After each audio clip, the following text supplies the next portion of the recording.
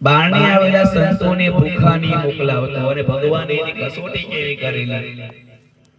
કબીરના ઘરે સંત આવ્યા છે પણ ઘરમાં ખાવાના સાસા છે કઈ નથી એની પાસે।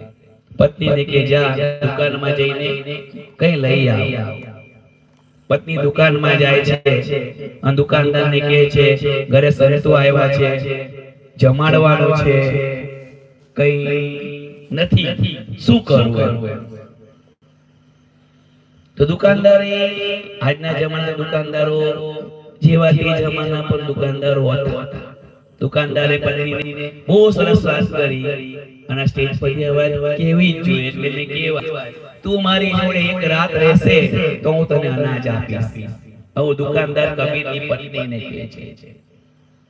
પત્ની કે કોઈ વાંધો નથી તમે અનાજ આપો। પત્ની અનાજ લઈ જાય છે ઘરે બનાવે છે